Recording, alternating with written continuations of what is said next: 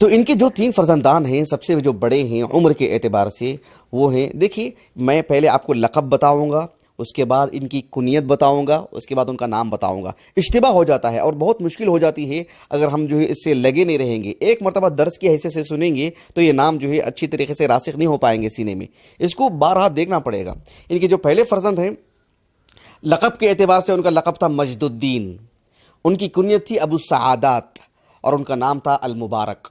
अल मुबारक इब्न मोहम्मद इब्न अब्दुल करीम इब्न अब्दुल वाहिद अश-शैबानी अल जज़री। काफ़ी मुश्किल होती है आगाज़ में जब आप सुनते हैं, सिर्फ एक समा की हैसियत से अगर इसको इख्तियार करते हैं तो, वरना अगर तालीमी एतबार से और कदीम उलमा की तरह यकसुई और सब्र के साथ इससे लगे रहेंगे तो फिर अच्छी तरह वाज़ेह होगा। इसीलिए हम अहले इल्म को देखते हैं कि क़ाल इब्नुल असीर ऐसा बहुत कम लिखते हैं, ऐसे लिखते हैं क़ाल अबू सआदात इब्नुल असीर, क़ाल अबुल हसन इब्नुल असीर, ऐसे ही लिखते हैं। ये फ़र्क बताने के लिए अगर अन्निहाया फ़ी गरीब अल हदीस अन्निहाया तो फ़ी गरीब अल हदीस वल असर का हवाला देते हैं तो इब्नुल असीर लिख देंगे तो फिर बात काफ़ी हो जाती है। लेकिन जिसको फ़र्क वाज़ेह नहीं होगा वो क्या करेगा, अल कामिल फ़ी तारीख़ और अन्निहाया फ़ी गरीब अल हदीस वल असर दोनों को ज़म कर देगा, वो दोनों में खलत मलत कर लेगा। और बहुत बड़ा ऐब है एक तालिब इल्म के लिए, ये एक बहुत बड़ा ऐब है, ये बिल्कुल भी नहीं होना चाहिए।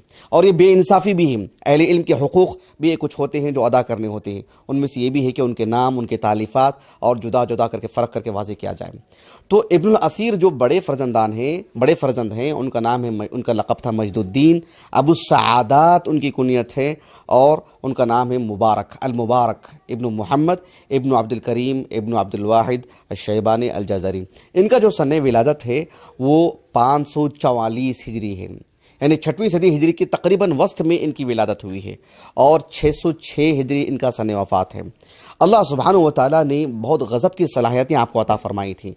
मैंने जैसे कि कहा कि इनके वालिद मोहतरम ने कोई कसर नहीं छोड़ी है, तीनों बच्चों को हाफिज़ कुरान बनाए, तीनों बच्चों को आलिम दीन बनाए, अच्छे उलमा की सोहबत में रखे, अच्छे मदारिस का इंतखाब फरमाए।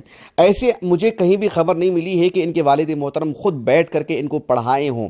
इनके वालिद इस कदर बड़े आलिम दीन तो नहीं थे, लेकिन अपने बच्चों की तरबियत में, अपने बच्चों की तालीम में, अच्छे असातिज़ा के इंतखाब ने और अच्छी दरसगाह के इंतखाब ने इनके वालिद ने कोई चूक, इनके वालिद से बिइज़्निल्लाह ताला कोई चूक नहीं हुई है। यही नतीजा है जो अब आज हम देख रहे हैं। तो इनके जो बड़े जो फर्जंद थे, मजदुद्दीन अबू सआदात अल मुबारक इब्न मोहम्मद अल जज़री शैबानी रहमहुल्लाह, अल्लाह सुब्हानहू व तआला ने आपको काफ़ी सलाहियत अता फरमाई। इल्म हदीस की तरफ मैलान ज़्यादा था, इल्म हदीस से शगफ़ ज़्यादा था और इसमें दर्क अल्लाह ताला ने आपको अता फरमाया और जो है उम्मत मुस्लिमा के मशहूर मुहद्दिसीन में आपका शुमार होता है। इनकी जो खिदमत है मैं आगे बताऊँगा आपको इंशाअल्लाह निहायत इख्तिसार के साथ। लेकिन इनकी जो सलाहियतें थीं, इनकी सलाहियतों के पेश नज़र वो जो दौर था खालिस मुस्लिम उम्मत का एक सुनहरा दौर और हुकूमतों का दौर, सलाहुद्दीन अय्यूबी के जो फतूहात हैं वो फतूहात का दौर, तो आपको जो है तकरीबन 1-2 मरतबा नहीं, बारहा आपको अल-मौसिल का काज़ी, अल-मौसिल का सरबराह और जो है मतलब तालीमी एतबार से और जो है दीनी नशातात के एतबार से आपको कई मरतबा वज़ीर बनाने की आपसे जो है आपसे मुतालबा किया गया, आपसे अपील की गई। लेकिन आपने सिर्फ इस वजह से कि तालीमी एतबार से पढ़ने पढ़ाने में वो चीज़ आड़ बन सकती है, रुकावट बन सकती है, हमेशा आपने उससे दूरी इख्तियार की।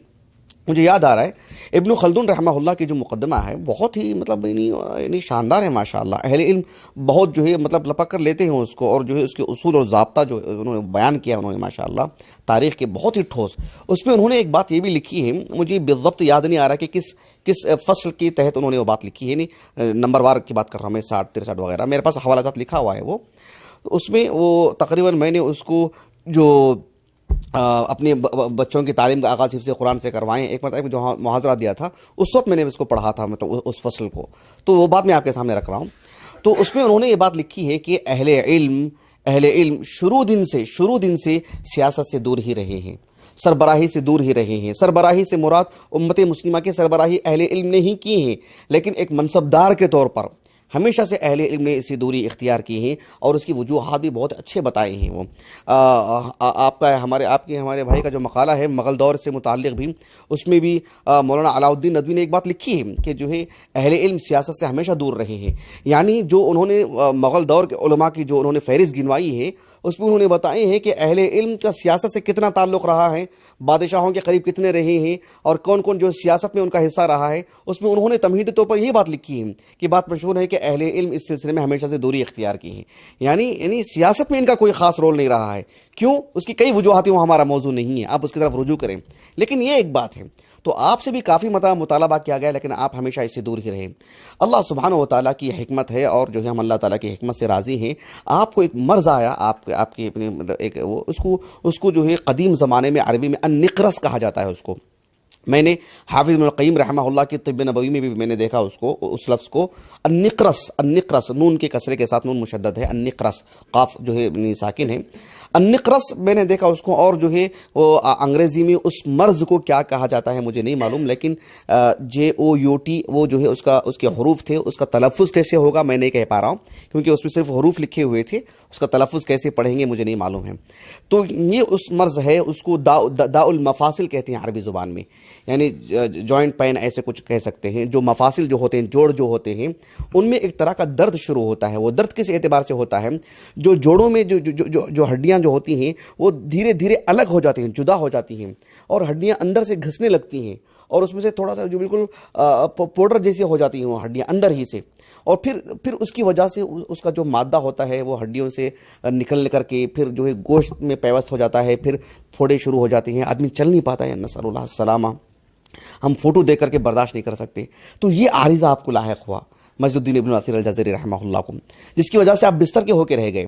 लेकिन देखिए मैं आपको बताता हूँ बड़ी बड़ी दयानतदारी के साथ कि हमारी 1400 साल की तारीख़ में आप चाहे सहाबा को उठा लें, ताबईन को, तबे ताबईन को, या इन अजीम किताबों के मुअल्लिफीन को आप उठा लें, इनमें की एक तादाद ऐसी है, एक तादाद से मरद तकरीबन आप निस्फ भी कह सकते हैं, तकरीबन 50 के करीब अहले इल्म ऐसी फ़ीसद की मैं बात कर रहा हूँ, जो अपने अंदर कई अमराज रखते हैं। जिस्मानी तौर पर उंगलियों का कुछ मर्ज़ है, जो है अंदरूनी तौर पर कुछ मर्ज़ है, सर का कुछ मर्ज़ है, तरह तरह के, या कम अज़ कम जो है घर के आवारिज़ हैं, लेकिन जो है इनकी दीनी खिदमात में कभी आँच नहीं आई। सुभान अल्लाहिल अज़ीम। ये अल्लाह की तरफ से सआदत है उनके लिए। अल्लाह ने गोया कि चुना है उनको। ये सब कुछ होने के बावजूद भी अल्लाह को ये तय था कि उनसे काम करवाएं, और उनसे काम हुए।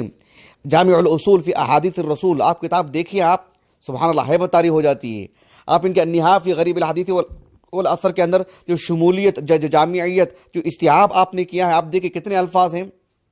ये सब इन्हीं अमराज के दिनों में उन्होंने किया है, बल्कि आखिरी दिनों में तो उनसे लिखने भी नहीं हो रहा था, उनसे काम नहीं हो रहा था। ये इसको सादत समझ रहे थे कि अब मुझे इधर उधर जाना नहीं होगा, मेरा वक्त ज़ाया नहीं होगा, मैं एक जगह बैठा रहूँगा, लिखने पढ़ने में मेरा वक्त लगेगा। और तलबा इनके पास आया करते थे, तो इस वजह से बड़ी राहत में रहते थे कि जो अल्लाह ताला ने मुझे किस कदर आराम से रखा है कि मैं क्या कुछ मुझसे हो जा रहा है। इब्न तैमिया की ज़िंदगी हम पढ़ते हैं रहमहुल्लाह, आपने अक्सर कहा करते थे कि जब आपको कैद खाने में डाला जाता तो अल्लाह का शुक्र अदा करते, आप कुछ एक्सक्यूज़ से कुछ लिख पढ़ लूँगा, कुछ पढ़ ले सकता हूँ, कुछ मुराजा कर ले सकता हूँ, कुछ गौर व फिक्र कर लेता हूँ, वरना आम जिंदगी में से तो हो ही नहीं पा रहा है। ऐसे कई उलमा की ज़िंदगी में हम देखते हैं, सुभान अल्लाह। तो जो इब्न नासिर अल जज़री रहमहुल्लाह का मामला भी बिल्कुल ऐसे ही था। आखिरी दिनों में तो लिखने की भी सकत नहीं थी, आपने इमला करवाया करते थे आप। जामिउल उसूल फ़ी अहादीस रसूल की मैंने काफ़ी वरगर्दानी की, मुझे ऐसे कोई जुमले नहीं मिले कि जहां आपने इमला करवाने की बात कही हो। तो बहुत मुमकिन है बड़ा हिस्सा आपने लिखा हो, लेकिन इमला भी आपने गाहे बगाहे किया हो उस वक्त के एतबार से, वल्लाहु आलम। लेकिन आपकी तकरीबन ये किताबें उसी असना में हुई हैं, उसी दौरान में हुई हैं। तो आपका इंतकाल हुआ इसी मर्ज़ में रहमहुल्लाह। ये एक जद्दोजहद वाले अजीम आलिम दीन हैं। इनकी जो किताबें हैं, एक तो जामिउल उसूल फ़ी अहादीस रसूल है, जो कुतुब सित्ता को सामने रख करके एक अजीब अंदाज में उन्होंने तरतीब दी है। इब्न माजा उसमें नहीं है कुतुब सित्ता के एतबार से, उसमें अल मुअत्ता है इमाम मालिक रहमहुल्लाह। लेकिन इन 6 किताबों की अहादीस को आसानीद हज़फ करके जिस एतबार से उन्होंने जो तरतीब दी है वो एक अजूबे से कम नहीं है। सच में बता रहा हूँ आपको, इंशाअल्लाह अल्लाह तौफीक अता फरमाए, अल जामिउल उसूल फ़ी अहादीस रसूल का कभी हम दिरासा करें और खोल के आपको उसकी तरतीब बताएं।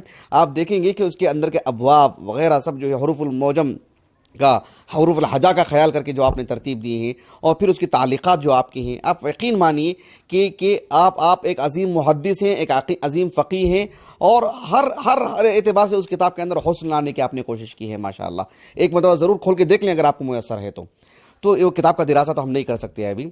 इनकी एक और किताब है अन्निहायत फ़ी गरीब अल हदीस वल असर। तो ये भी आपकी किताब है जिसमें आपने सिर्फ कुतुब सित्ता नहीं बल्कि अहादीस की सभी किताबों को रख करके सभी गरीब अल्फाज को आपने एकजा किया और उसे हरूफ हजा का आपने ख्याल करके तरतीब दी है। 19-20 का कहीं फ़र्क आता है उसमें, अहले इल्म ने उसकी निशानदही कर दिए हैं। तो ये भी एक अजीम किताब आपकी।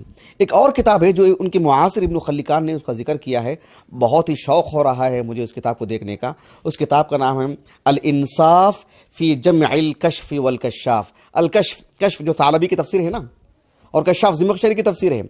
अल इंसाफ फ़ी जम्अल कश्फ़ी वल कश्शाफ। पता नहीं उस किताब में उन्होंने क्या बयान किया है, क्या जमा किया है, उन्होंने किस तरफ रहनुमाई की है, वल्लाहु आलम। लेकिन इस किताब को देखने का बहुत शौक़ पैदा हो गया है मुझे।